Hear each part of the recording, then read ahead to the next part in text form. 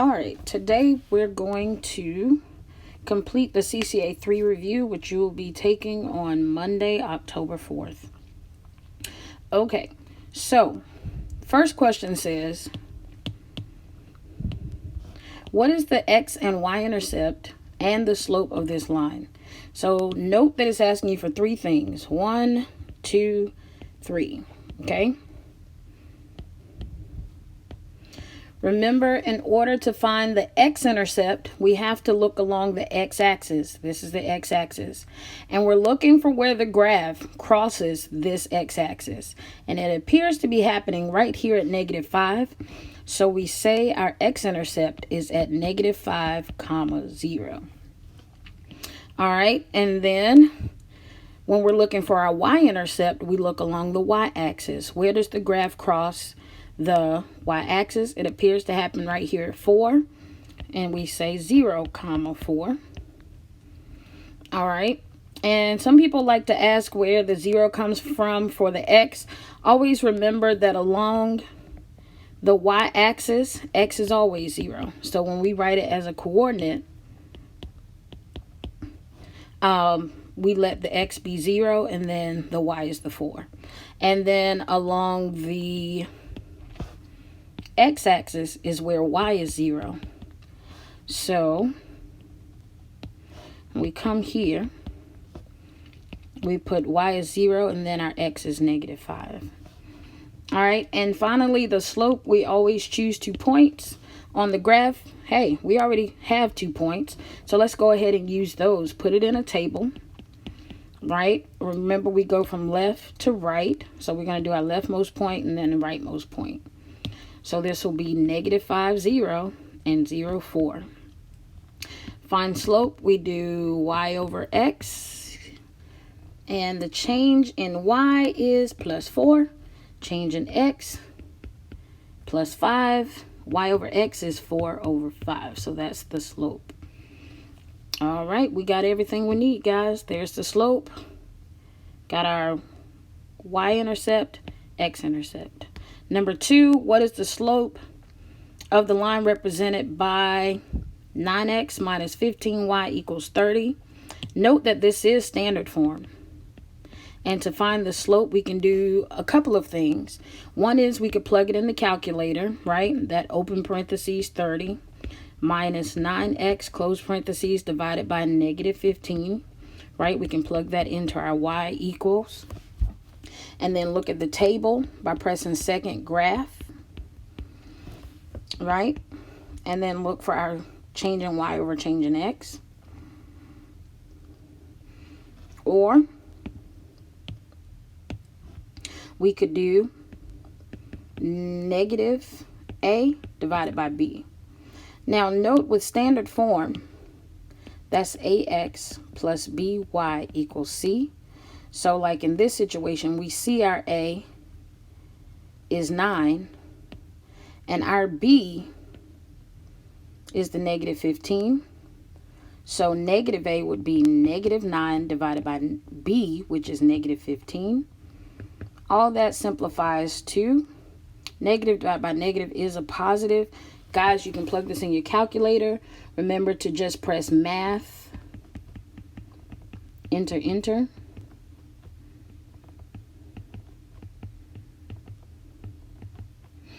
All right, and this becomes, I believe it's 0.6. There we are. Number 3 says write the rate of change. Rate of change just means slope.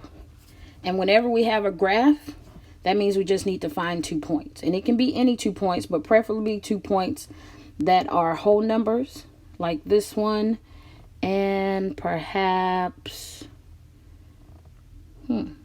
this one. All right, so this point is 10, -50, while this point here is 4, -10. Remember, we plug it in a table. Leftmost point is 4, -10. Rightmost point is 10, -50. All right, and we want to find, remember, slope is change in y over change in x, right? The change in y here, we're going down by 40. And the change in x here is we're going up by 6. So we have to do negative 40 divided by 6. Well, plug it in our calculator. And if we want to, we can change it back into a fraction. It'll give us the simplest form. So our slope is either negative 20 over 3 or negative 6.667. All right, that's our answer. All right. So for number 4, the function y equals 2.75 plus 1.5 times x minus 1 can be used to determine the cost in dollars for a taxi ride of x miles. What is the rate of change of the cost in dollars with respect to the number of miles? Well, all of that sounds real good, but the main thing we need to pay attention to is the fact that it's asking for the rate of change, which means slope. This is point slope form. And you may be like, point slope form? You'll have it available to you on test day. But this is point slope form. And what you want to recognize is that the number in front of the parentheses is the slope. And the number in front of this parentheses is 1.5. So that's the slope. 1.5. For number 5, it says, what is the zero of the linear function graph below? Hey guys, 0. I know you see 2 points, but it's not asking for the slope. It's asking for the 0. And another name for 0, is x-intercept, which is right here at 1. So 1, 0 is the x-intercept. This is the answer. Okay. What about with number 6? What's the 0? Excuse me. Yep. Our x-intercept here is 5, which is the 0. Also, you may see it as just x equals 5, since we're talking about 0. Then it says, what is the slope? Well, of number 7. We know slope. We know slope just means rate of change, right? And we find it by y over x. We can put this in a table of values. So that's 6, 3, 10, 17. The change in x plus 4.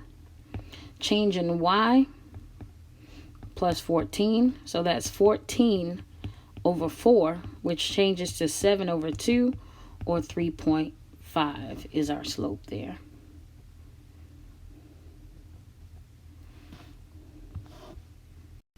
All right.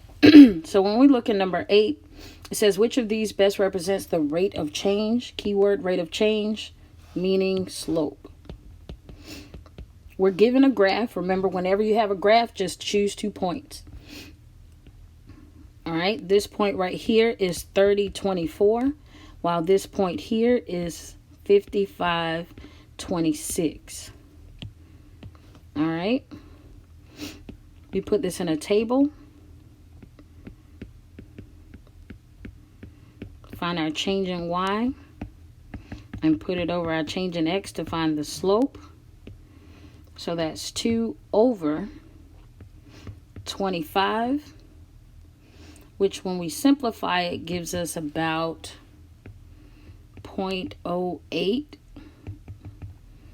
All right, and this is 0.07. This is 0.08-ish. 12, of course, and this is 22.4. The one closest to this one right here is G. All right, number 9 says, what is the slope? We know when we have 2 points, we can just put it in a table.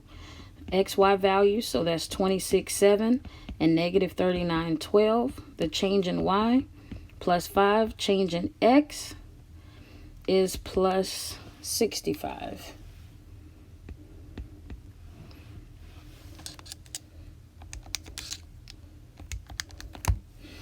It's negative 65 because we went down. All right, and from here, we find our slope, which is 5 over negative 65. The only ones with negative answers is A and B, so B and D are X'd out. And 5 over negative 65, we change that to a fraction by doing math, enter. We have negative 1 over 13, which is A. Number 10 says, what's the rate with respect to the growth? Well, if we look here, right, we don't even have to read all this to know that this is the equation it's given us, and it wants to know the slope. 1.95 is in front of that parentheses. This is point slope form.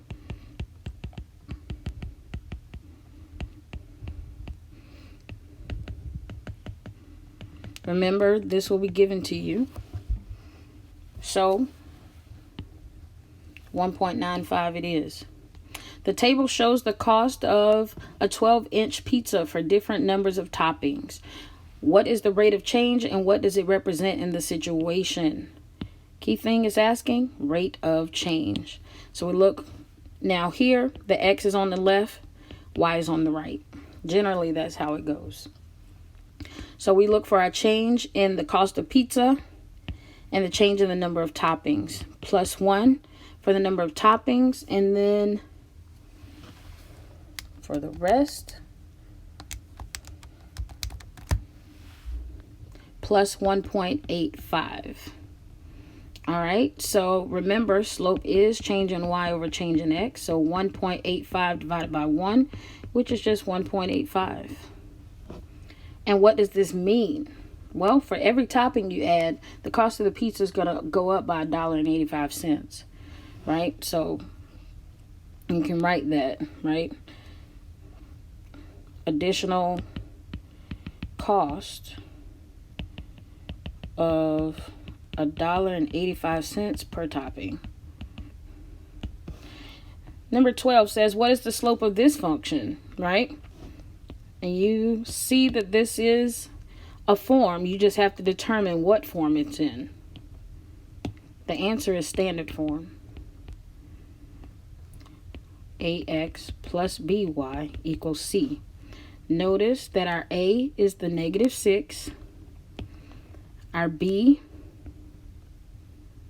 is the negative 2.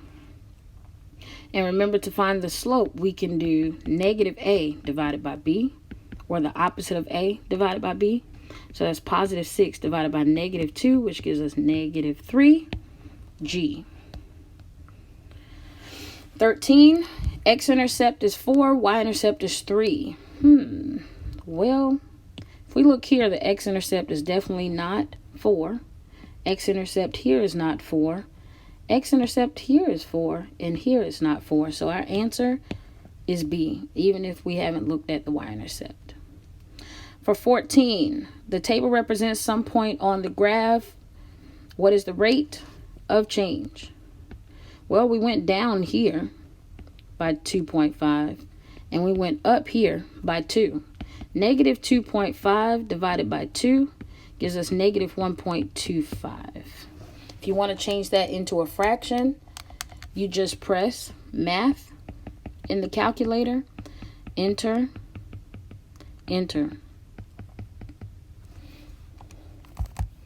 And that would give us negative 5 over 4.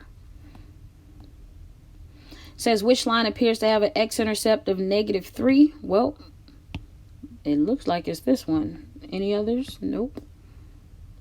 Nope. The answer is F. What does x-intercept mean here? Well, this is the x-intercept, and it looks like it's where the fuel is 0 and the time driven is 20. So it looks like the amount of times it takes for the fuel to run out. B. Also, make sure you know how to find the nth term of an arithmetic sequence.